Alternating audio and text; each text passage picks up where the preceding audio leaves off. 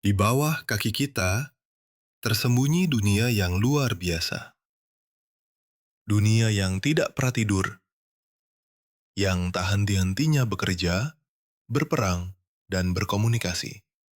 Tanpa suara, tanpa pemimpin, tanpa teknologi. Dunia itu adalah dunia semut. Semut bukanlah makhluk biasa. Mereka hidup dalam koloni besar yang bisa berisi jutaan individu. Dalam dunia mereka, tidak ada kekacauan. Setiap individu tahu perannya, dan setiap peran memiliki tujuan yang sangat spesifik. Meski ukurannya kecil, semut adalah salah satu makhluk paling sukses di muka bumi. Mereka ditemukan di hampir setiap belahan dunia, kecuali di Antartika. Mereka bisa mengangkat beban puluhan kali lebih berat dari tubuhnya, membangun terowongan bawah tanah yang kompleks, dan bahkan terlibat dalam perang antar koloni yang sangat terorganisir. Tak hanya itu, beberapa jenis semut bahkan mampu bertani. Iya, bertani.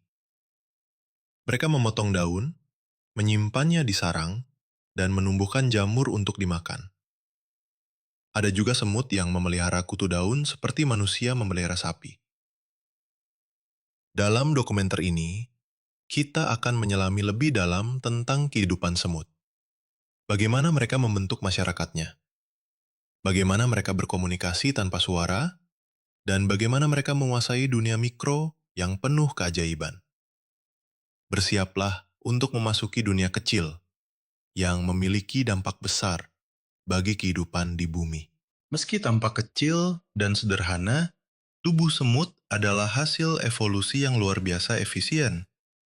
Tubuh semut terbagi menjadi 3 bagian utama: kepala, toraks, dan abdomen.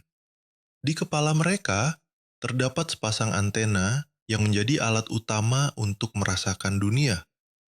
Antena ini sangat sensitif terhadap bau dan sentuhan, memungkinkan semut membaca sinyal kimia dari koloni maupun lingkungan.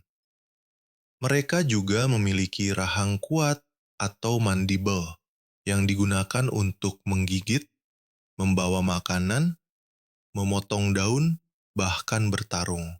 Dalam beberapa spesies, seperti semut tentara, rahang ini bisa sangat besar dan tajam, digunakan sebagai senjata utama.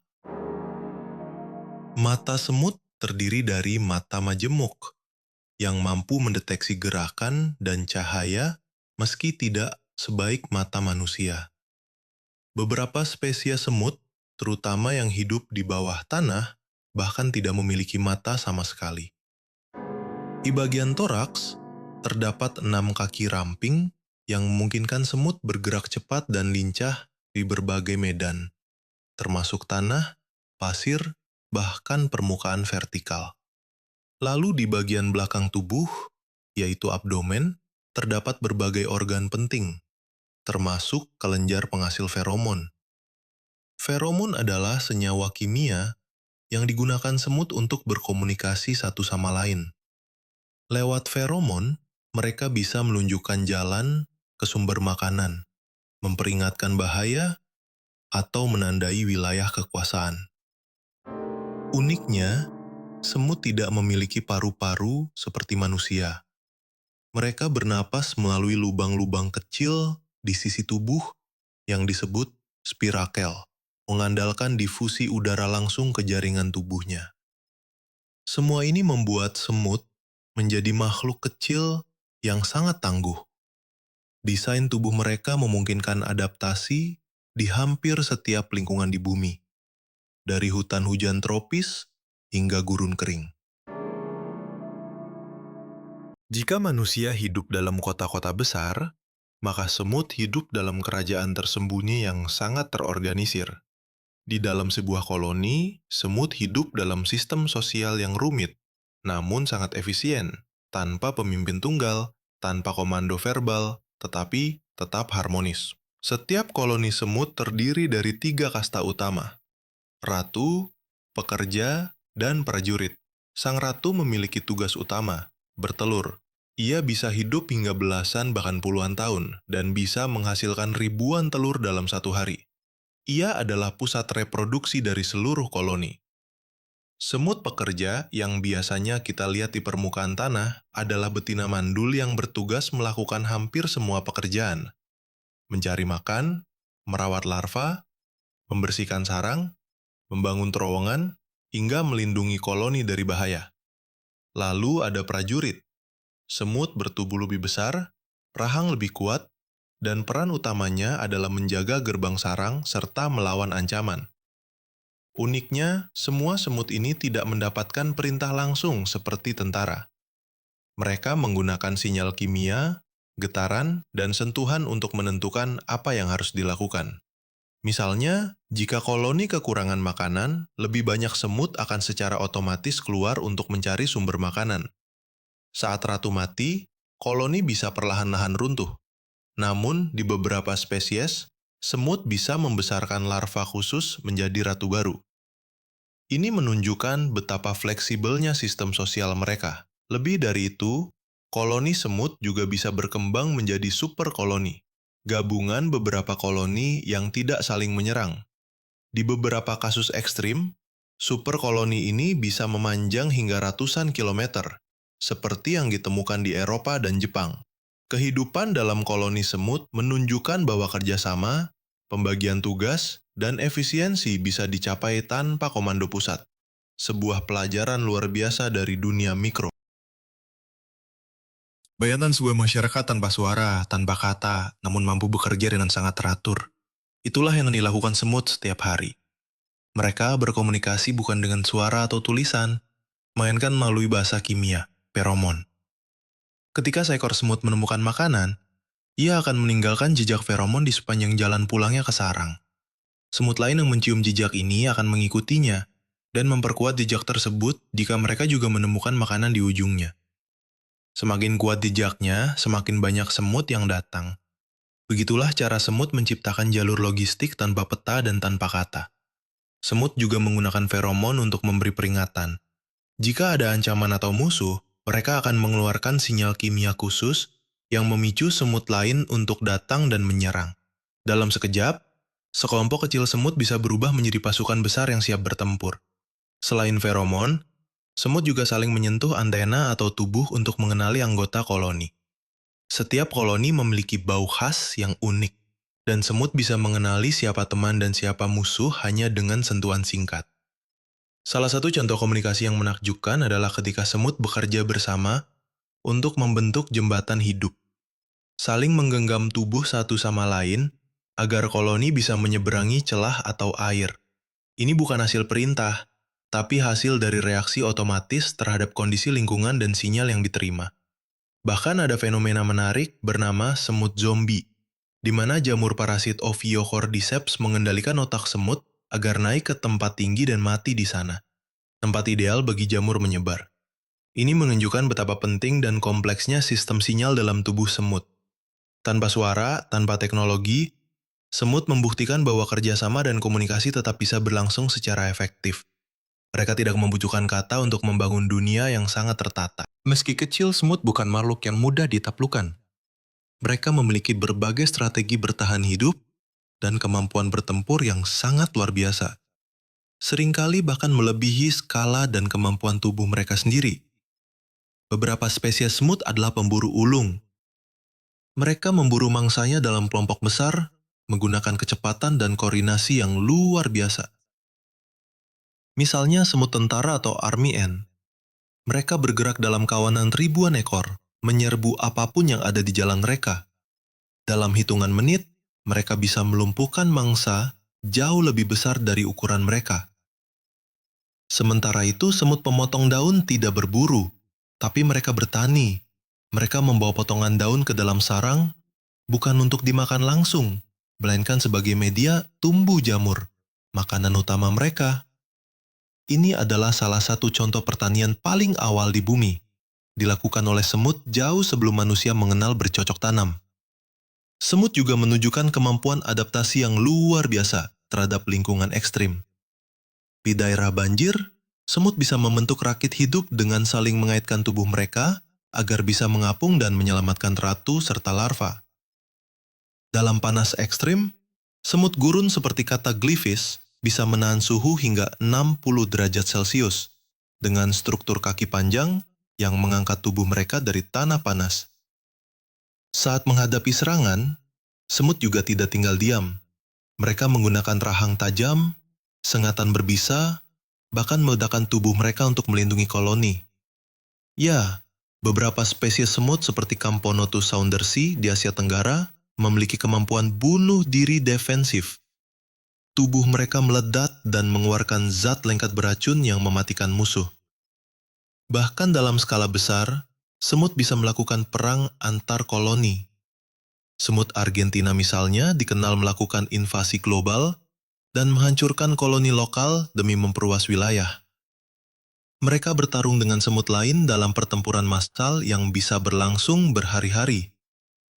Semua ini menunjukkan bahwa semut bukan hanya pekerja keras.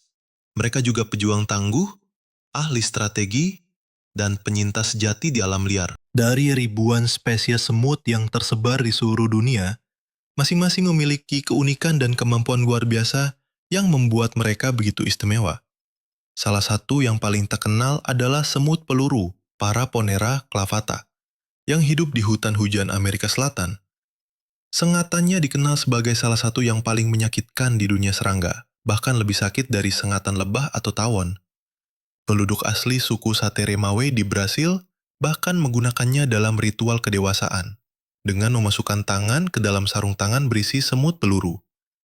Di Asia Tenggara ada semut Camponotus saundersi, yang dikenal sebagai semut bunuh diri. Ketika terpojok, mereka bisa meledakkan tubuhnya sendiri, menyemburkan cairan lengket beracun ke musuh. Sebuah pengorbanan demi melindungi koloninya. Semut tentara atau army ants yang hidup di Afrika dan Amerika Tengah tidak memiliki sarang tetap. Mereka hidup nomaden, terus bergerak, membentuk koloni hidup yang disebut bivak. Koloni ini bisa berisi jutaan individu yang berpindah setiap hari, menyerbu hutan dan memangsa serangga lain dalam jumlah besar. Lain halnya dengan semut pemotong daun atau leafcutter ants. Mereka bukan pemburu, melainkan petani jamur. Daun yang mereka potong bukan untuk dimakan langsung, melainkan untuk menjadi media tumbuh jamur yang menjadi makanan utama koloni. Ini adalah bentuk pertanian paling tua yang pernah ada di bumi. Dilakukan oleh makhluk seukuran butir beras. Ada juga semut tembakau atau Formica arsboldi yang unik. Semut ini mengumpulkan kepala semut musuh di sarangnya, bukan karena dendam, tetapi kemungkinan sebagai bentuk pertahanan kimiawi atau kamuflase. Semut arboreal atau semut pohon memiliki kemampuan melompat dan mengarahkan tubuh saat jatuh, seperti terjun payung mini. Ini membuat mereka sangat efisien dalam berpindah dari dahan ke dahan. Dan jangan lupakan semut kutu daun pemelihara. Beberapa semut memelihara kutu daun untuk diambil cairan manis yang disebut honeydew. Sebagai gantinya mereka melindungi kutu dari predator. Hubungan ini mirip seperti manusia yang memelihara sapi. Hubungan simbiosis yang telah berkembang selama jutaan tahun. Spesies-spesies semut ini menunjukkan bahwa keberagaman dalam dunia mikro jauh lebih menakjubkan dari yang kita bayangkan. Mereka adalah bukti nyata bahwa keajaiban bisa ditemukan dalam bentuk yang sangat kecil. Meski ukurannya kecil, semut telah lama menarik perhatian manusia, tidak hanya sebagai bagian dari alam, tapi juga sebagai sumber inspirasi, simbol, bahkan ancaman. Dalam banyak kebudayaan, semut digambarkan sebagai simbol ketekunan, kerja keras, dan kedisiplinan. Dalam cerita-cerita rakyat hingga kitab-kitab suci, semut disebut sebagai makhluk yang patut diteladani. Mereka mengumpulkan makanan di musim panas, membangun rumah yang rapi, dan bekerja tanpa lelah demi kepentingan bersama. Namun hubungan manusia dan semut tidak selalu harmonis. Beberapa spesies semut, seperti semut api merah impor, Solenopsis invicta, menjadi hama berbahaya di berbagai negara. Mereka menyengat manusia, merusak tanaman, bahkan merusak sistem listrik. Di sisi lain, ada semut yang membantu pertanian, dengan memangsa hama, menjadikannya sekutu alami bagi petani. Di dunia sains dan teknologi, semut juga menjadi inspirasi berbagai penelitian canggih. Cara semut mencari makanan dan memilih rute tercepat telah melahirkan algoritma komputer yang disebut Ant Colony Optimization, digunakan dalam pemrograman, sistem logistik, bahkan dalam kecerdasan buatan. Ilmuwan juga mengamati bagaimana semut bisa bekerja tanpa pemimpin, tapi tetap efisien. Studi ini menjadi dasar pengembangan sistem robot swarm, yaitu robot kecil yang bekerja secara kolektif, terinspirasi langsung dari perilaku koloni semut. Tak hanya itu, kemampuan semut bertahan hidup di lingkungan ekstrim membuat para peneliti tertarik mempelajari mekanisme tubuhnya untuk diaplikasikan dalam ilmu material dan bioteknologi. Semut telah menjadi objek studi biologi evolusi, perilaku sosial, dan bahkan simulasi kecerdasan kolektif. Mereka bukan sekadar serangga yang sering kita abaikan, tetapi makhluk yang memberi banyak pelajaran bagi manusia modern.